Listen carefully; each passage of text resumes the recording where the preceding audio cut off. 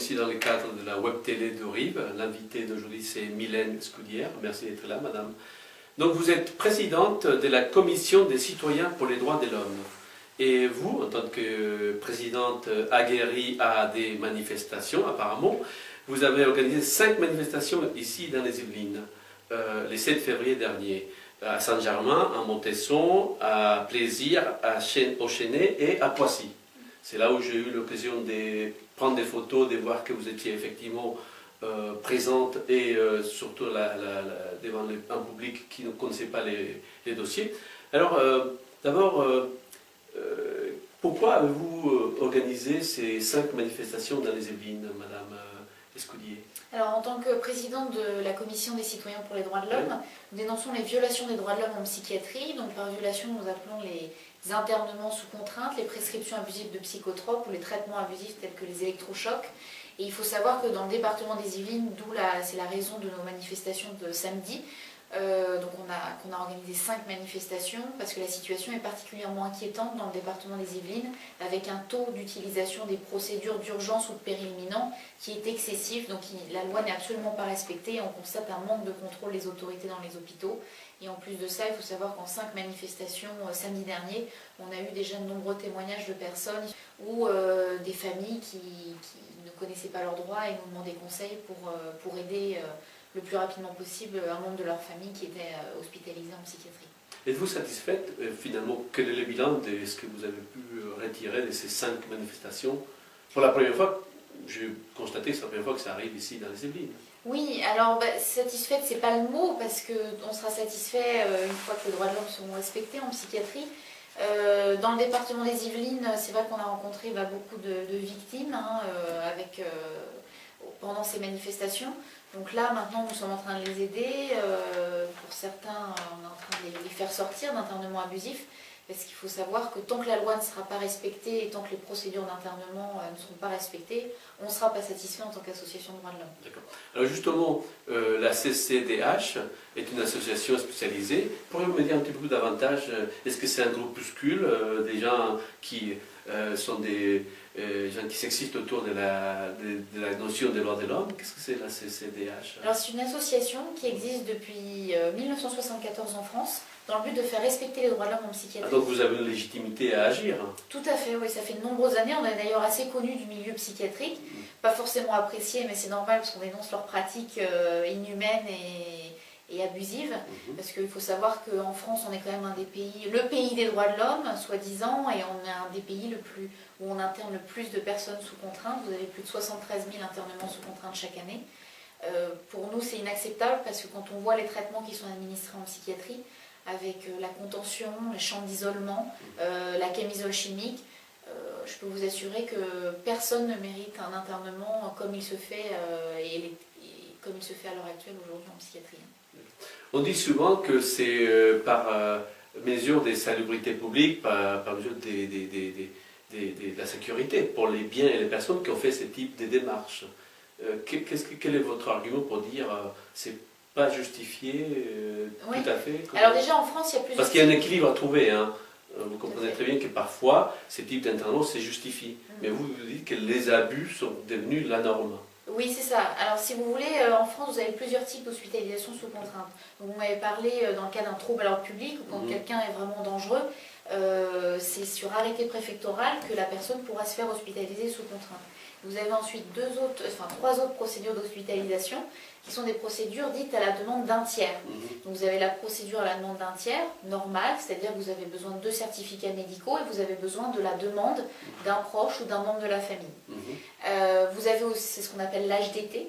Vous avez l'HDT à la demande hospitalisation à la demande d'un tiers en cas d'urgence. Donc là, c'est en cas d'extrême urgence, où un seul certificat médical est nécessaire au lieu de 2, et l'accord de la famille est obligatoire.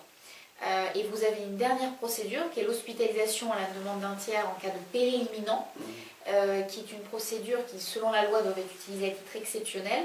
Pourquoi? Parce qu'il y a beaucoup moins de garanties pour le patient, parce que l'accord de la famille n'est pas obligatoire. C'est-à-dire que pour interner quelqu'un, un seul psychiatre peut décider de l'hospitalisation forcée d'une personne. Et il faut savoir que nous, en tant qu'association de droits de l'homme, déjà qu'on voit beaucoup de personnes qui sont internées pour des histoires d'héritage, de divorce, etc. Donc il y a un intérêt d'un membre de la famille qui le pousse à hospitaliser la personne. Donc ça, c'est ce qu'on appelle l'hospitalisation à la demande d'un tiers. Mais il faut savoir que l'hospitalisation à la demande d'un tiers en cas de péril imminent ne nécessite même pas l'accord de la famille. Donc imaginez-vous, n'importe quel citoyen français, tout à fait, n'importe quel citoyen français peut se retrouver interné du jour au lendemain si un psychiatre décide qu'il y a un cas de péril imminent. Et voilà, donc pour nous en tant qu'association, c'est la porte ouverte à tout abus, parce que ça donne trop de pouvoir à un seul homme, si je puis dire. Donc après, pour en revenir aux personnes qui sont hospitalisées en cas de trouble à l'ordre public, donc ce dont vous parliez, le fait des personnes vraiment dangereuses, etc., c'est un très faible pourcentage sur le total des hospitalisations sous contrainte. Nous, on parle vraiment des personnes qui se font interner sur ces procédures d'urgence, donc péril imminent ou à la demande d'un tiers en urgence. Et dans le département des Yvelines, la situation est particulièrement inquiétante parce que vous avez quand même 85% du taux d'utilisation de ces procédures dans le département, sur le total des hospitalisations. Donc l'exception n'est plus du tout l'exception, c'est devenu la règle dans le département. Respect de la loi, parce que la loi est très claire, et elle a été réformée en 2013, cette loi sur les hospitalisations sans consentement. Il faut savoir que ces procédures dites de péril imminent ou d'urgence sont des procédures qui doivent être utilisées à titre exceptionnel. C'est bien écrit dans la loi, c'est écrit noir sur blanc.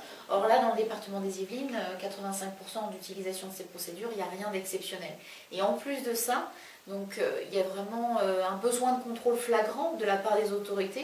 Et c'est pour ça que la loi le demande, elle est très claire, c'est le procureur, le préfet et le président du tribunal de grande instance qui doivent effectuer au moins une visite de contrôle dans les établissements qui accueillent des personnes hospitalisées sous contrainte.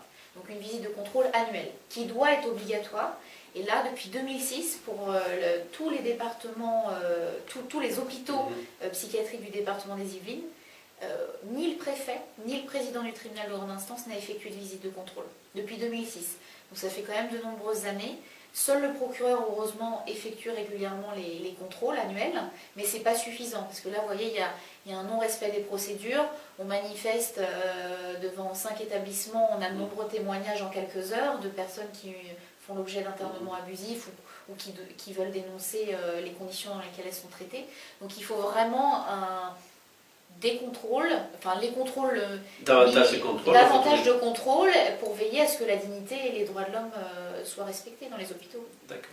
Une dernière question. Est-ce que ces phénomènes s'est amplifié depuis 5-10 ans? Est-ce que vous constatez, vous, que vous avez une expérience en tant que militant pour les droits de l'homme, et notamment dans ces domaines et dossiers concrets, est-ce que c'est un phénomène qui s'est amplifié ou est-ce quelque chose qui reste stable? Oui, ça s'amplifie. Ça s'amplifie d'autant plus que je vous ai parlé de la procédure en cas de péril imminent. Oui. C'est une procédure qui a été rajoutée dans la loi en 2013. Elle n'existait pas auparavant.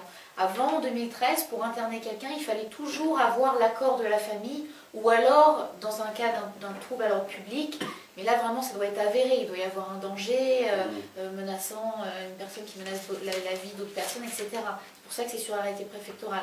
Donc là, depuis 2013, vous avez eu le rajout, si je puis dire, de cette procédure qui pour nous est inacceptable. Donc c'est-à-dire et là on constate depuis plusieurs années, enfin depuis 2013, 2014 et on verra pour 2015, mais il y a de plus en plus d'utilisation de ces procédures dites d'urgence ou de péril imminent. Et pour nous, c'est inacceptable, parce que où va-t-on? On va dans un pays où un seul psychiatre peut décider d'interner n'importe quel citoyen français. C'est inacceptable.